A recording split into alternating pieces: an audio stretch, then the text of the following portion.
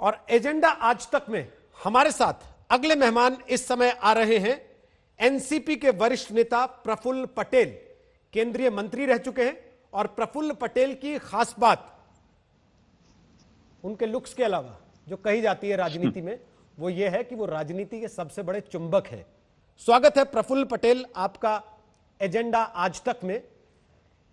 नमस्कार रोहित। चुंबक आप और शरद पवार दोनों हैं, ये तो आपने महाराष्ट्र की सरकार बनाई उससे पता लग गया, उस पर हम आगे बात करेंगे विस्तार से। लेकिन सबसे पहले मोदी सरकार के दूसरे कार्यकाल का पहला साल आज पूरा हो रहा है, आप इस एक साल को कैसे देखते हैं? देखिए, हम डेमोक्रेसी में जहां पर सब लोग मानते हैं और विश्वास रखते हैं, तो इस बात को तो उनको बधाई देनी होगी कि उनको दूसरी बार इस देश की जनता ने पूरे बहुमत के साथ चुनकर दिया। ये अपने आप में एक बड़ी बात है और उनको लोगों ने जब चुनकर दिया है तो एक साल जब आज पूरा होता है तो विश्लेषण भी करना, क्योंकि आखिर लोकशाही में ये भी जरूरी है कि हम हर चीज का विश्लेषण करें। अभी आप देखेंगे तो अभी ये पूरा देश एक कोविड के वजह से एक संकट में गुजर रहा है और ये संकट कोई सामान्य नहीं है, विश्व का संकट है, देश के लिए भी उतना ही बड़ा संकट है। और इसलिए जो प्रधानमंत्री जी ने या सरकार ने जो फैसले किए उसके साथ मैं नहीं समझता हूं कि किसी को भी कोई मतभेद रहा। पूरे विपक्ष ने, हमने, सभी लोगों ने उनके हर कदम को कदम मिलाकर साथ देने का काम किया है। लेकिन ये पूरी बातों को जब मिला जुला कर देखते हैं तो अब क्योंकि 2 महीने से ज्यादा हो चुके हैं, अब देश में बहुत सारी चीजों पर अब फैसले, ये भी अहम फैसले करने होंगे। यही सरकार की सबसे बड़ी चुनौती है और हम चाहते हैं सरकार सही फैसले ले, उसमें भी हम साथ देंगे। आपने जो पिछले 2 महीने से माइग्रेंट्स का जो लोगों का जो इश्यू हम बार बार टीवी में देखते हैं, हमने अपनी आंखों से अनुभव किया है, बहुत दुख होता है। दुख इसलिए नहीं होता है कि केवल उनको आपदा हुई, उन पे इतनी परेशानी आई, चलना पड़ा, लोगों को मौत का सामना करना पड़ा, वो तो एक पार्ट है। लेकिन साथ साथ में ये भी इतना ही बताता है कि इतने बड़े हमारे देश में आज भी करोड़ों करोड़ों लोग ऐसी परिस्थितियों में जी रहे हैं कि जिसका हम मतलब कल्पना भी नहीं कर सकते हैं।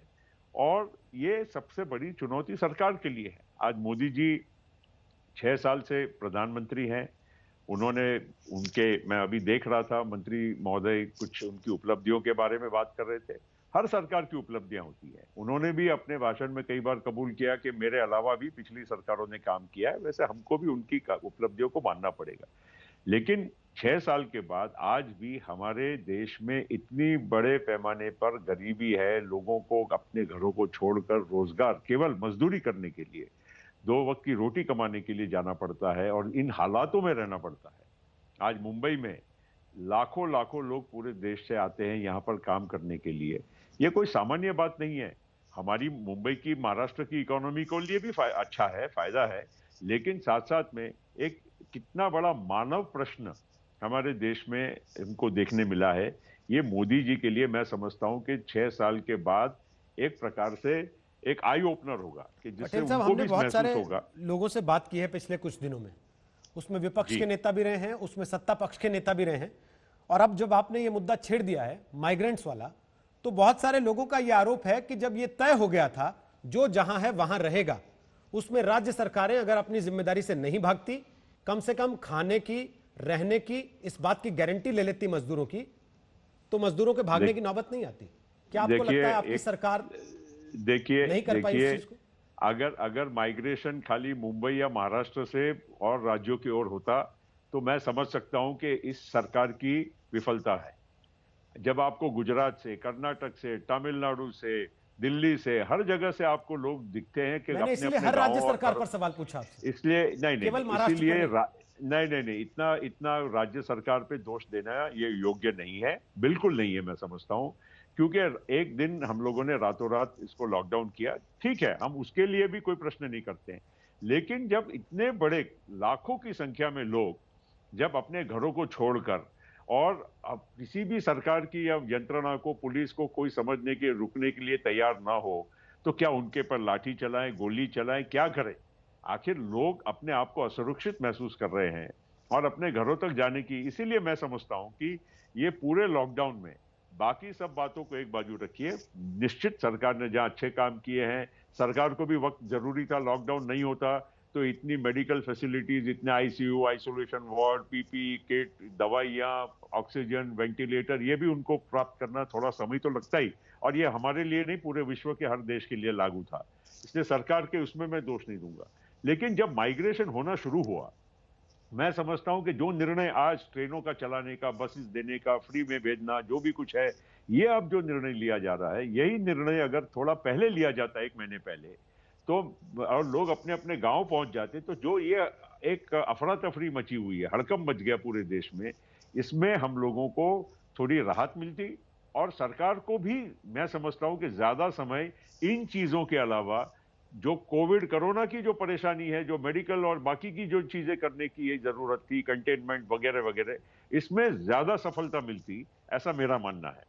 और इसलिए इसमें कोई हमारे राज्य की विफलता नहीं, हमारे राज्य सरकार ने, मैं दूसरों के भी राज्य सरकारों की टीका नहीं करूंगा, उन्होंने भी किया होगा, लेकिन हमारे यहाँ पर जितना काम, जितना अच्छा काम प्रशासन ने करने की कोशिश की, पुलिस हो, डॉक्टर्स हो, पूरे जो म्युनिसिपल कर्मचारी हो, कितना बड़ा एक ह्यूमन इशू है। मुंबई कोई छोटा शहर नहीं है, मुंबई में आज 2 करोड़ लोग केवल मुंबई सिटी में रहते हैं, और उसमें से भी कितने सारे लोग झुग्गी झोपड़ियों में रहते हैं। ये कोई आज का इशू नहीं है, ये हमेशा का है।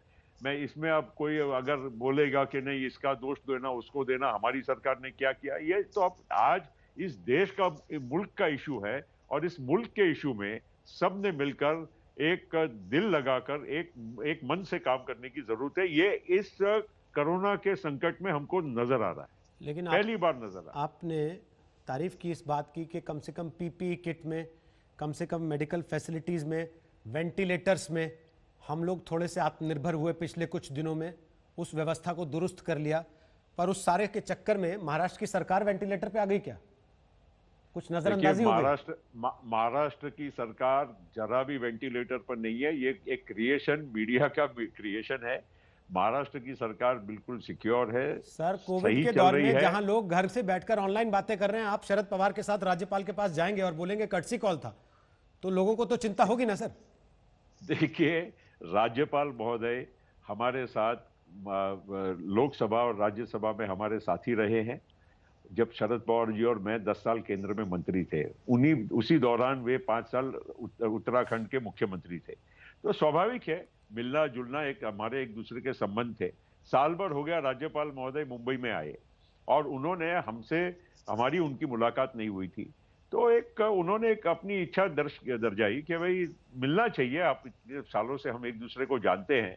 अब ये काफी दिन निकल गए थे, और कोरोना संकट के भी 2 महीने से ज्यादा हो चुके थे। उसके बाद हम लोगों ने उनके खुद के निमंत्रण पे हम गए, पटेल केवल साहब, वहां जिस गए, दौर में चाय मैं और आप पिए। बात कर रहे हैं, देखिए, आमतौर पे ये एजेंडा आज तक दिल्ली में होता, किसी बड़े हॉल में आप और मैं मंच पे बैठे होते और सामने कम बिल्कुल से कम 1000 लोग बैठ के आपको सुन रहे होते। आज मैं और बिल्कुल, आप अभी भी ऑनलाइन लाखों बात कर देख रहे रहे हैं होंगे। सैटेलाइट के थ्रू, इसलिए क्योंकि कोरोना का समय चल रहा है, मिलना जुलना नहीं है। और आप ये जी जी। कहेंगे कि राज्यपाल ने आपको चाय पे बुलाया था क्योंकि पुराने दोस्त हैं, और लोग मान लेंगे सर? तो अब और क्या किया जाए? अब और इसका कोई उपाय है? राज्यपाल महोदय बुलाए और हम ना जाएं, तो भी वो भी एक न्यूज है, वो भी अपने आप में कोई गलत पॉलिटिकल मूव हो जाएगी। गए तो भी उसमें गलती हो गई। तो मुझे ये समझ में नहीं आता है कि हम लोगों ने आखिर, राजनीति में जो लोग रहते हैं, देखिए, कोई भी किसी को भी दुश्मन कोई हमारा है, मैं और शरद पवार जी की भी मैं बात कर रहा हूं। शरद पवार जी इस देश के कद्दावर नेता हैं, और साथ साथ में इस देश में थोड़े एक स्टेट्समैन जो कुछ लोग होने चाहिए, उनमें से उनकी गिनती होती। क्यों होती है कि आज भी विपक्ष में होते हुए भी अगर मोदी जी कोई अच्छा काम करेंगे, तो वो कभी भी इसमें हिचकिचाएंगे नहीं, प्रशंसा भी करेंगे, साथ भी देंगे। मैंने पार्लियामेंट में देखा है, मोदी जी ने खुद अपने पिछले 6 महीने पहले उन्होंने अपने एक भाषण में कहा पार्लियामेंट में कि मैं एनसीपी की तारीफ करूंगा, शरद पवार जी की तारीफ करूंगा, कि एक में ये नेता और पार्टी ऐसी है कि जो कभी भी विपक्ष में होने के बाद भी पार्लियामेंट के वो वेल में नहीं आते हैं। पार्लियामेंट में गतिरोध नहीं खड़ा करते हैं। पार्लियामेंट में जो भी गतिरोध अगर विरोध करना है तो एक दर्जे से करते हैं और वो अपनी लक्ष्मण रेखा को कभी पार नहीं करते। शरद पवार जी को अगर आज भी विश्वास है कि अगर उन्होंने कोई सही बात प्रधानमंत्री जी को कही तो प्रधानमंत्री जी निश्चित, क्योंकि शरद पवार जी का एक कद अलग है और वो छोटी राजनीति, हल्की राजनीति कभी करते नहीं। पीएम शरद पवार की तारीफ करते हैं, देश की हर राजनीतिक पार्टी का बड़ा नेता शरद पवार की तारीफ करता है, और वो नारायण राणे की बात से डर जाते हैं कि महाराष्ट्र में राष्ट्रपति शासन लगाने की तैयारी है। तो किसने डरा? कौन डरा नारायण राणे जी से? नारायण राणे जी, एक तो फ्रैंकली मैं कहूं, हमारे मित्र हैं, महाराष्ट्र के मुख्यमंत्री रहे, बड़े नेता रहे, कोई इश्यू नहीं है, उसमें कोई दो मत नहीं है। लेकिन नारायण राणे जी आज किसके लिए बोलने गए वहां? ना बीजेपी उनको पूछती है, ना कोई मानती है, ना कोई किसी को और कोई उनको पूछ रहा है, तो क्यों वो वहां जाकर अपनी बात जो कोई सुनने वाला नहीं उसको रखने की कोशिश कर रहे हैं? शायद सुर्खियों में रहने के लिए कर रहे होंगे। और अब तो देवेंद्र फडणवीस भी कह रहे हैं कि ये अघाड़ी की सरकार 5 साल नहीं चलेगी, उनको नहीं लगता।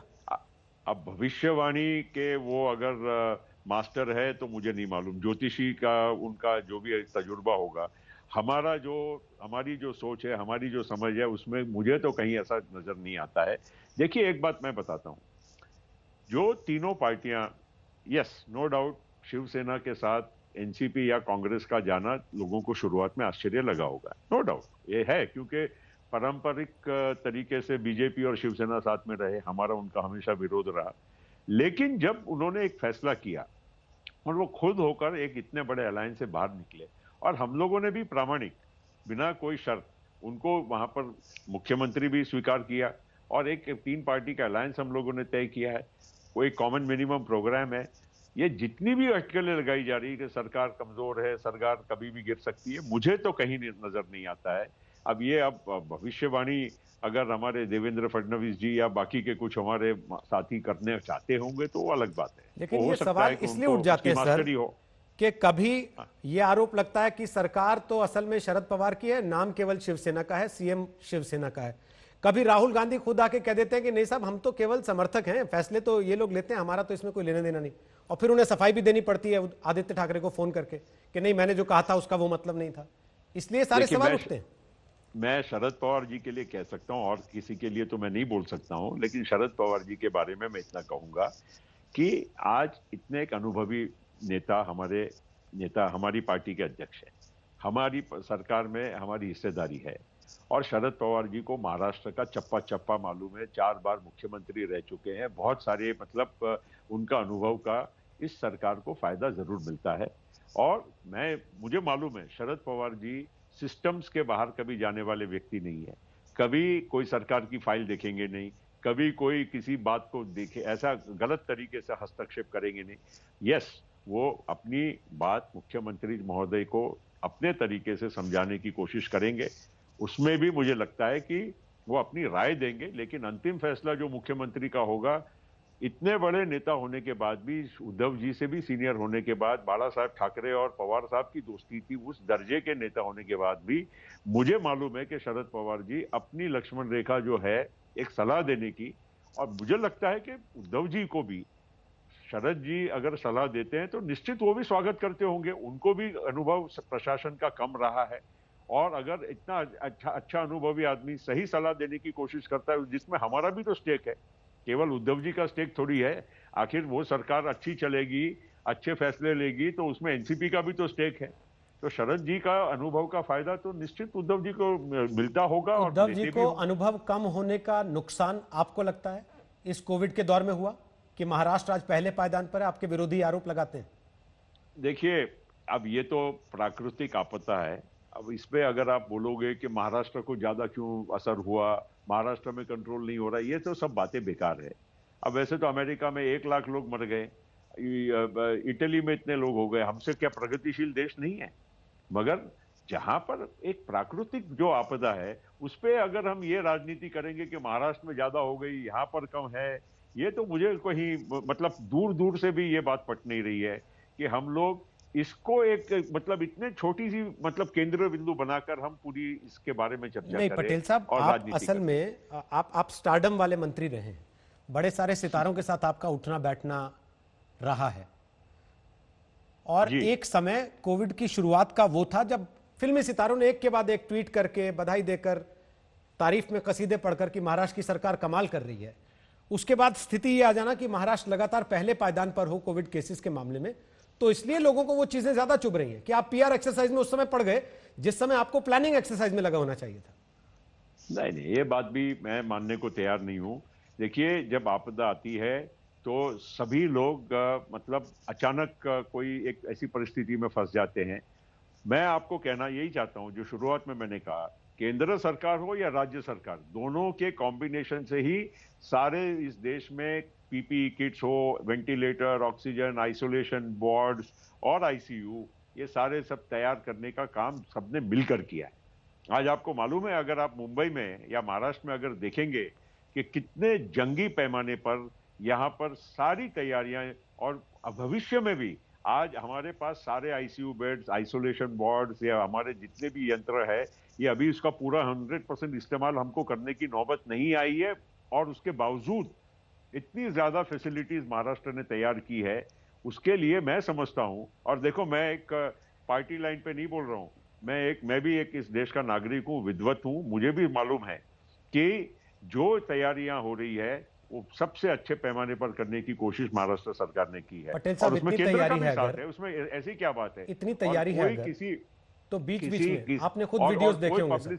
और जो आपने प्रश्न जो पहले कहा कि भाई सितारों ने पब्लिसिटी की, ये की, ये बिल्कुल गलत बात है। देखिए, मुंबई में बहुत सारे, पूरी फिल्म इंडस्ट्री यहाँ पर है। अगर उनमें से किसी ने अगर कोई किसी तारीफ कर ली सरकार के बारे में, तो उसका कोई पब्लिसिटी स्टंट कुछ नहीं है। सभी लोगों को इसमें मिलकर काम करना पड़ेगा, और केंद्र सरकार हो या राज्य सरकार हो, इसमें क्रेडिट क्या लेना है। आखिर ये तो मुल्क का एक प्रश्न है ना। आज महाराष्ट्र में अगर कोई बीमारी होती है, महाराष्ट्र से दूसरे राज्यों में भी जा सकती है, दूसरे राज्यों से हमारे यहाँ आती है। कितने ऐसे केसेस है विश्व, बाहर से ये बीमारी तो बाहर से हमारे देश में आई है। अब मुंबई एक इंटरनेशनल सिटी पहले से रहा है, इकोनॉमिक कैपिटल रहा है, हमेशा यहाँ पर आना जाना लोगों का विदेशों से बहुत ज्यादा पैमाने पे होता है। तो इसमें क्या मुंबई का क्या दोष है। अगर मुंबई में बाहर से लोग अगर बीमारी लेकर आए, या उसका अगर कोई जानकर तो कोई नहीं लाया है, लाने वाले भी अनजानी में लाए, और सरकार की उस वक्त की जो तैयारी थी या जो सोच थी, वो चाहे सामूहिक हो, केंद्र की हो या राज्य की हो, उसमें किसी को यह अंदाज ही नहीं था कि ये पैंडेमिक इस तरह से पूरे विश्व में बढ़ेगा और हमारे देश में भी इतने पैमाने पर बढ़ेगा।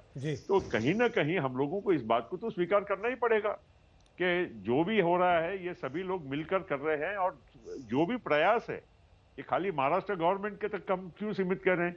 दिल्ली वाले भी कर रहे हैं, महाराष्ट्र वाले भी कर रहे हैं, गुजरात वाले भी कर रहे हैं, यूपी वाले भी कर रहे हैं। आपने कहा कि तैयारी हमारी बहुत अच्छी है।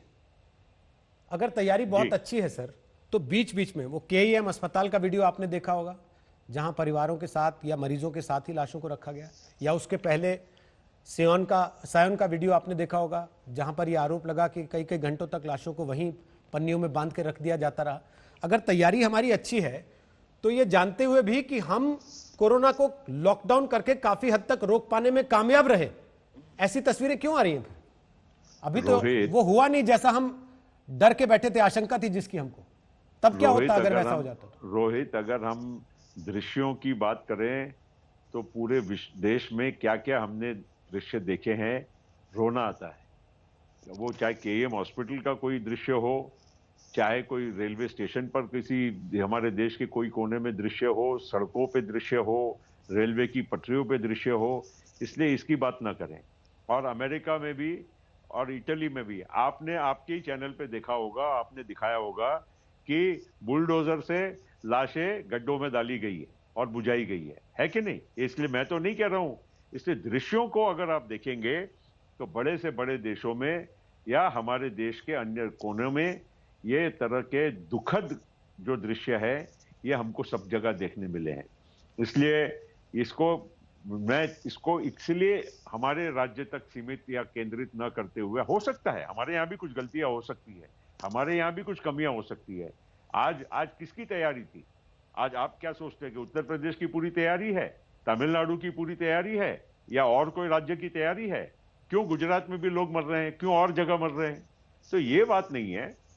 कृपया करके इसको, एकादा कोई गलतियां हुई भी होगी तो ऐसी गलतियां अगर निकालने जाएंगे तो हमारे देश में कितने सारे हमको दृश्य, कैसे कैसे हमने माताओं को, एक एक महीने के बच्चों को गोद में, सर पे गठरी, साथ में और कोई बच्चा, कोई बैग पे बच्चा खींचा जा रहा है, कोई रेलवे स्टेशन पे एक माँ मर गई है, उसका बच्चा 1.5 साल का, उसको मतलब उसको समझ में नहीं आ रहा है कि मेरी माँ को ढांका क्यों गया है। ऐसे भी दृश्य आपने पूरे देश में देखे हैं। तो कहां कहां हम इसकी गलतियां निकालने जाएंगे? गलतियां निकालने के बजाय ये समय है कि हम अब इसमें से आगे कैसे निकले। और मैं आज भी एक बात और कहना चाहूंगा कि केवल बंद करने से देश को, ये ठीक है जो हुआ जरूरी था, लेकिन अब अगर हम लोगों ने इसमें से एक तरीके से बाहर निकलने का अगर हम लोगों ने योजना नहीं बनाई, तो इस देश में लोगों की लाइफ वर्सेस लाइवलीहुड, ये बहुत बड़ा एक संकट निर्माण होने वाला है। लोगों की नौकरियां जाएंगी, लोगों को उसके वजह से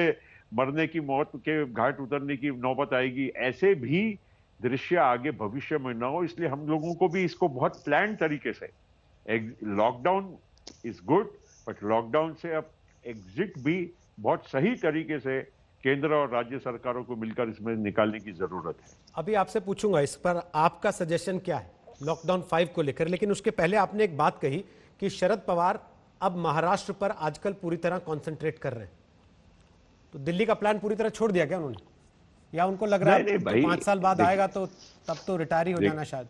देखिए, शरद पवार जी नेशनल लीडर हैं, स्टेट्समैन हैं, और हमारे पार्टी के नेशनल अध्यक्ष हैं, के पार्लियामेंट के सदस्य हैं। अब स्वाभाविक है, अभी लॉकडाउन है, सारे लोग अपने अपने घरों में अटके हुए हैं, अपने राज्यों में अटके हुए हैं पिछले कई महीनों से। केंद्रीय मंत्री हो या राज्य का कोई बड़ा नेता हो, आप सभी अपने अपने घरों में हैं। आप भी हमारा इंटरव्यू क्यों ले रहे हैं? अदरवाइज आप भी हमको आज तक के स्टूडियो में बॉम्बे में बुला सकते थे। मगर सभी को ये मजबूरी है। अभी जहां पर हम बैठे हैं, उसका हम जहां पर भी हम अच्छा काम कर सकते हैं, उसके लिए सभी का प्रयास है। शरद पवार जी का भी वही प्रयास है। जब केंद्र का सवाल आएगा, नेशनल, अभी अभी देखिए, नेशनल गवर्नमेंट का काम हम तो नहीं कर सकते हैं, और उनका काम जो भी हो रहा है उसमें हम मदद ही कर सकते हैं, अच्छी सलाह सूचन कर सकते हैं, लेकिन गतिरोध खड़ा करने का हमारी बिल्कुल मंशा नहीं है, बिल्कुल नहीं करेंगे। चाहे दूसरी पार्टियां या दूसरे नेता कुछ भी करे, मैं आपको आज लिख के देता हूं, शरद पवार जी हो, मेरे जैसे व्यक्ति हो, हम लोग कभी भी ऐसे समय पर, पॉलिटिक्स तो छोड़ दीजिए, लेकिन हमारी भूमिका यही रहेगी कि हमसे क्या हो सकता है, हम किस तरह से इसमें मदद कर सकते हैं, यही भूमिका लेके हम आगे बढ़ने वाले हैं। लेकिन यूपीए और को, इसलिए नेशनल पॉलिटिक्स जब आएगा वक्त करेंगे, बिल्कुल। अभी ये कोरोना खत्म होने दीजिए, पार्लियामेंट का सेशन शुरू होने दीजिए, और भी कोई ऐसी बाद में जो परिस्थितियां आएगी, राजनीति राजनीति की जगह है और बिल्कुल होगी। अब जो समय, देखिए, समय किसी के लिए रुकता नहीं, न मेरे लिए, न उनके लिए, न किसी के लिए। इसलिए उम्र और बाकी चीजों की तो, ये तो देखो, ये तो वक्त का तकाजा है। जो जिसका जैसा होगा, कोई हर आदमी इस देश का प्रधानमंत्री बनी जाए ऐसा भी जरूरी नहीं है, हर आदमी हर कुछ पाले ऐसी बात नहीं है, लेकिन जब तक हमको जो सामर्थ्य है हमारा, उसका सही उपयोग तो करें। और मैं समझता हूं कि ये अच्छी बात है, शरद पवार जी में ये बहुत अच्छी क्वालिटी है। आज आप आ गए हैं तो एक चीज, अब तो आपने खुद ही कह दिया कि आपकी सरकार मजबूत स्थिति में है, कोई गिरने वाला खतरा नहीं है, ये सब हवाई बातें हैं। तो एक चीज तो आज बताई दीजिए, देश को पता तो लगे कि हुआ क्या था। ये अजीत पवार वाला जो पूरा प्लान था, वो उधर भी डिप्टी सीएम बन गए, वो इधर भी डिप्टी सीएम बन गए, वो उस सरकार में भी हो गए जो सरकार बन के भी बन ना पाई, मुंह हाथ में आ गई और मुंह तक नहीं खा पाए उसको। वो पूरी कहानी थी क्या सर? आज बता तो दीजिए। और उसका सूत्रधार कौन था? देखिए, कोई सूत्रधार नहीं थे, और कोई ऐसी बात भी नहीं है कि उसको अब देखिए, हर चीज का विश्लेषण करना भी संभव नहीं है। एक व्यक्तिगत निर्णय भी कभी हो सकता है किसी व्यक्ति का, उसमें कहीं जिसको बोलते हैं रॉन्ग जजमेंट भी हो सकता है, या कोई ऐसी सर्कमस्टांसिस। देखिए, बात ऐसी हुई कि सरकार बनाने का जब सवाल आया लोकसभा, अपने विधानसभा के चुनाव के बाद, तो शिवसेना और बीजेपी की स्वाभाविक सरकार बनना जरूरी था, क्योंकि उन दोनों पार्टी की मेजॉरिटी थी और दोनों अलायंस में लड़े थे। हम और कांग्रेस अलायंस में लड़े थे, इसलिए हम लोगों को नंबर नहीं थे, हमको ऑपोजिशन में बैठने का भी हमारा नेचुरल एक रास्ता था।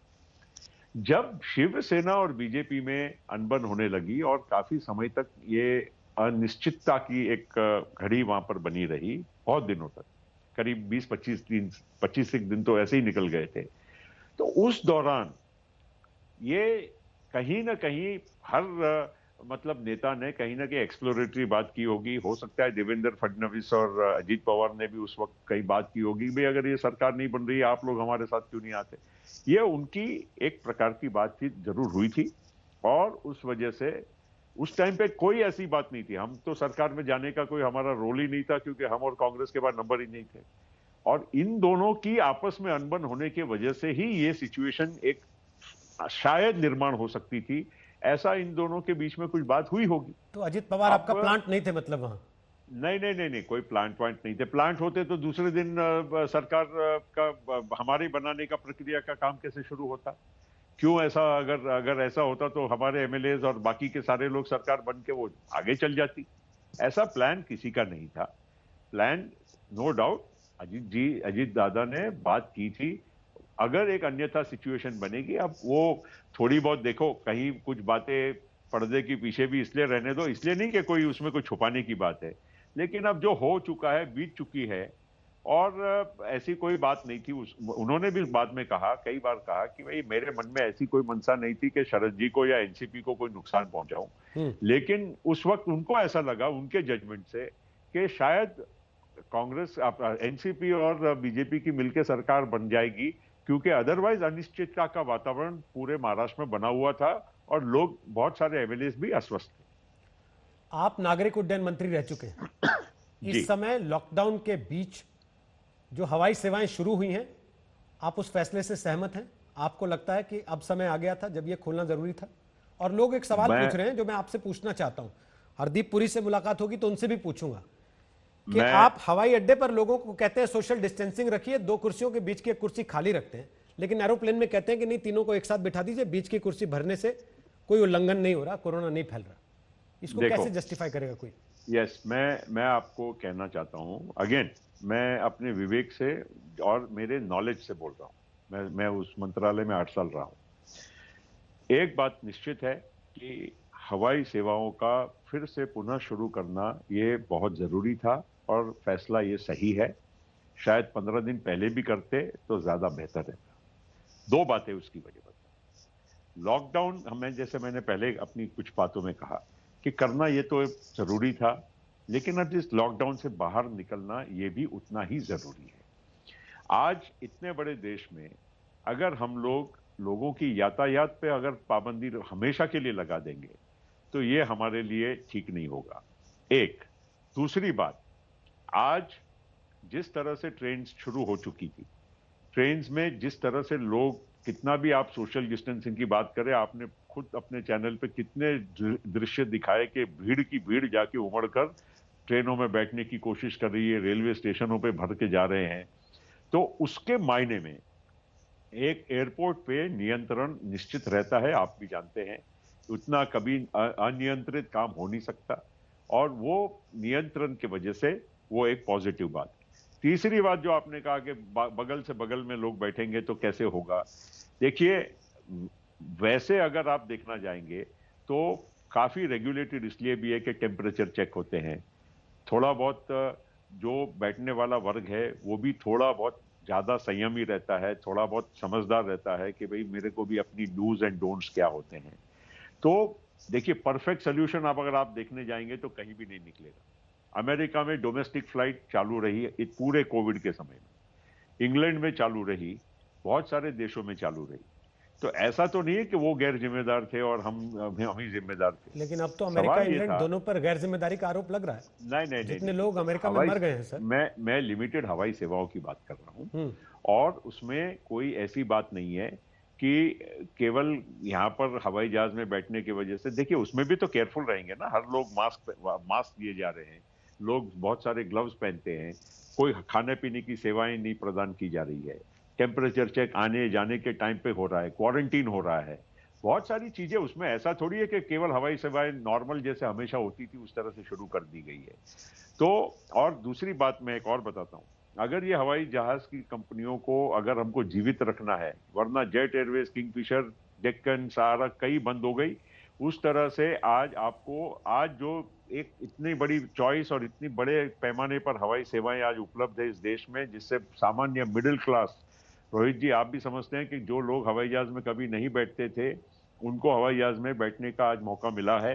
उसकी वजह है कि हम जब मैं भी था, जब मुझे मैं थोड़ी बात अपने तरफ भी तारीफ लूंगा कि हम लोगों ने पूरी हवाई सेवाओं को काफी खोल दिया।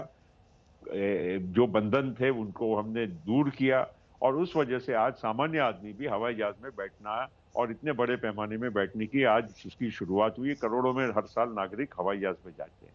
तो ये कंपनियां भी, अगर देखिए फाइनेंशियली, एक एयरलाइन का मॉडल मुझे मालूम है, अगर हमको कंपनियां बंद करनी होगी और उसके वजह से बेरोजगारी, उसके वजह से और इकोनॉमिक हार्डशिप, उसके जी। वजह से बैंकों का पैसा जाएगा। हम्म। ये भी तो देखिए, मैं इसीलिए शुरुआत में जो बोला, लाइफ वर्सेस लाइवलीहुड। लॉकडाउन जरूरी था एक लिमिटेड पीरियड के लिए, क्योंकि उस दौरान अगर लॉकडाउन नहीं करते तो हमारी मेडिकल फैसिलिटीज और बाकी बहुत सारी चीजें जो है, लोगों में भी अवेयरनेस, लोगों को भी एक मतलब इसका खौफ भी होना चाहिए कि भाई हम गैर जिम्मेदारी से ना रहें। जी। ये सारी चीजें, वो लॉकडाउन महीना 2 महीना हमारा जो उद्देश्य था वो जरूरी था और वो फायदेमंद था।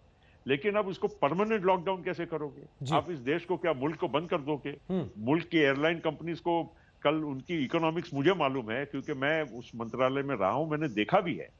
आज आपको दोनों का बैलेंस करना पड़ेगा। ठीक। अगर कोई चीज नहीं करेंगे, अगर हम ये बात को अगर नजरअंदाज करेंगे तो नुकसान इस देश का होगा, देश की इकोनॉमी का होगा, कल रोजगार का होगा। आप भी देखते हैं, अगर एयरलाइन नहीं होगी जी। तो यातायात नहीं होगी। ये इतनी सारी होटलें हमारे देश में बनी हुई हैं, ये होटलों में आज ठीक है, अभी लॉकडाउन की वजह से 15 दिन महीना आप और लॉकडाउन कर लोगे, मगर ये होटलों में कौन जाएगा? टूरिज्म आज कितना बड़ा ये देश का टूरिज्म, हॉस्पिटैलिटी, होटल, रेस्टोरेंट, ये एयरलाइंस, इसमें कितने सारे लोगों को के जीवन उसमें पलते हैं। बिल्कुल ठीक। तो ये प्रफुल्ल आप पटेल खाली साहब। कोरोना को लड़िए, नो डाउट, जी। ताकत से लड़िए, हम सब साथ में हैं। लॉकडाउन किया, पूरी तरह से उसका स्वागत, लेकिन अब वक्त ये भी आया है कि लॉकडाउन को किस तरह से हम अपने जीवन को फिर से एक संतुलित तौर पे हम शुरू करेंगे। ये दोनों का बैलेंस नहीं करेंगे तो मैं समझता हूं कि आगे हम लोगों को इसकी इतनी बड़ी कीमत चुकानी पड़ेगी। और मुझे लगता है सरकार को भी समझ में आ रहा है कि जी। ये दोनों का बैलेंस करके हमको आगे बढ़ना होगा। बहुत बहुत शुक्रिया प्रफुल्ल पटेल।